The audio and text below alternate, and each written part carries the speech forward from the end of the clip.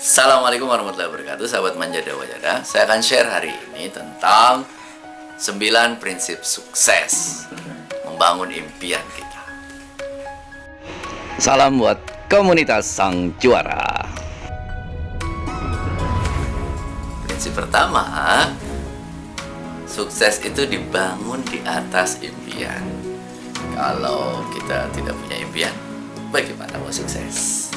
Karena itu, kalau kita mau sukses, punyalah impian-impian hebat. Karena impian itulah yang akan membawa kita kepada masa depan. Sehebat impian kita, itulah masa depan kita. Jadi lihat diri kita masing-masing. Sudahkah kita punya impian-impian hebat? Sudahkah kita punya target-target hebat? Kalau belum, mulai dari situ deh kalau mau sukses. Mulai punya target hebat, mulai punya impian hebat. Prinsip kedua, hebatkan impian Anda, biarlah Allah yang akan menghebatkan kita untuk mencapai impian. Tugas kita itu adalah membuat impian-impian hebat. Dan percayalah, kalau kita punya impian hebat, Allah yang akan mentenagai kita, menghebatkan kita untuk mencapai impian itu. Gimana caranya? Dengan menghebatkan kemampuan kita. Jadi, impikan saja. Buatlah impian-impian hebat dan percaya bahwa Allah lah yang akan menghebatkan impian kita. Prinsip ketiga, berhenti mengkhawatirkan impian kita. Apakah terlalu besar, terlalu tinggi? Ya, fokuslah pada memperkuat kemampuan agar kita bisa mencapai impian itu. Jadi fokus kita bukan kekhawatirannya. Ini terlalu tinggi, kita bisa apa enggak ya? Terlalu banyak khawatir, malah tidak bermimpi kita. Impian itu dorong setinggi-tingginya. Lalu fokusnya apa? Gimana caranya kita memperkuat kemampuan untuk mencapai impian itu. Sehingga apa? Kemampuan kita semakin dekat, itu akan membuat kita semakin bisa kemudian mendekatkan kepada impian. Semakin besar kemampuan kita, semakin besar kapasitas yang kita miliki, itu akan mempercepat kita untuk mendekatkan kepada apa yang kita impikan. Prinsip keempat, ya, semakin jelas dan bertanggal impian kita, akan semakin mudah kita mencapainya. Buatlah impian yang jelas, buatlah impian yang ada tanggalnya, sehingga kita tahu, oh ini loh target saya begini. Kalau abstrak, maka kita akan semakin sulit untuk mencapainya. Coba cek lagi impian kita, sudah jelas atau belum? Impian kita ini sudah spesifik, sudah jelas. Terus kemudian ada indikator suksesnya apa gitu. Ada angka-angkanya. Saya pengen bahagia. Bahagia itu apa? Lebih jelas, misalnya saya pengen punya rumah, saya pengen punya mobil, saya pengen pergi ke Mekah, saya ingin mengumrohkan, menghajikan orang tua. Nah, itu lebih jelas. Kalau impian kita jelas, itu lebih mudah kita mencapainya. Prinsip kelima, jangan biarkan impian Anda berjalan apa adanya. Buatlah rencana yang detail, ya.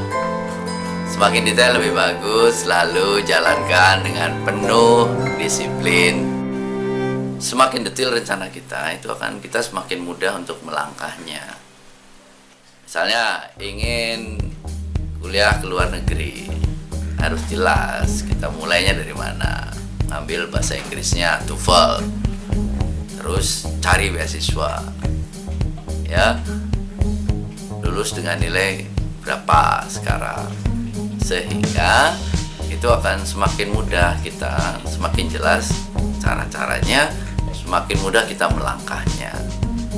urutkan satu persatu, jangan sampai ada yang tertinggal, karena perencanaan yang baik itu akan menjadi setengah perjalanan.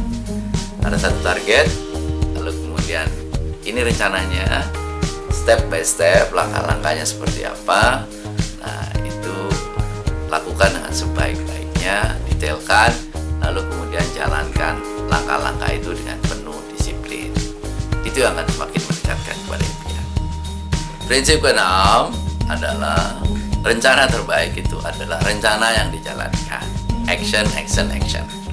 Kalau sudah bikin rencana, jangan hanya sekadar rencana.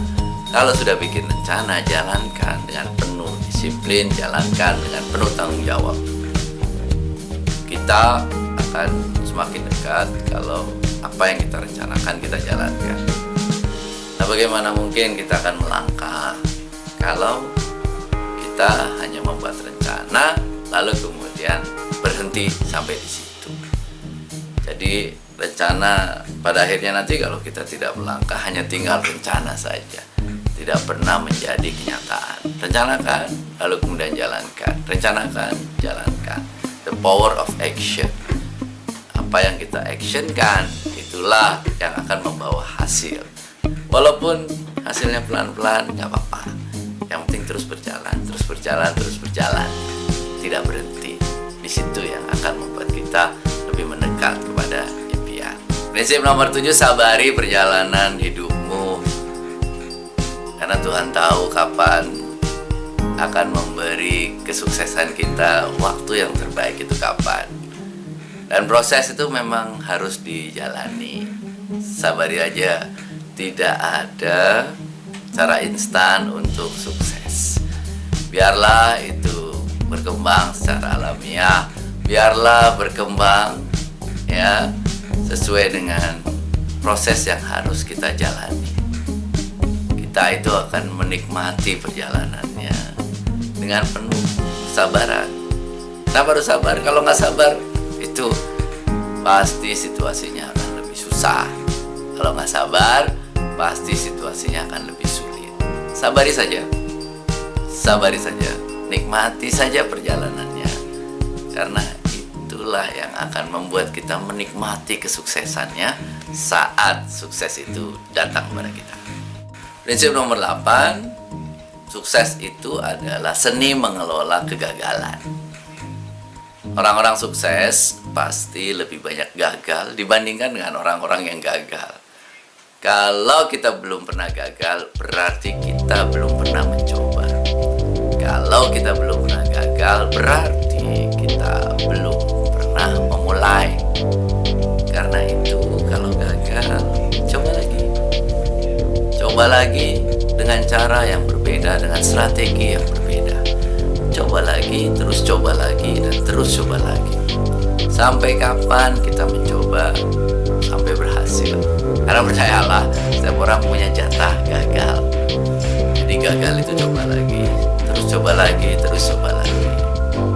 Dengan cara berbeda, strategi berbeda, sampai kita sukses. Nomor 9, tugas kita itu adalah berusaha sekuat tenaga. Urusan hasilnya serahkan pada Allah. Itu rumusnya. Sehingga kita tidak terlalu kecewa kalau gagal, tidak terlalu berbangga diri, tidak terlalu kemudian kita itu sombong kalau kita berhasil. Kenapa? Karena tugas untuk menyukseskan diri kita wewenang Allah, wewenang Tuhan. Biarlah kita itu berusaha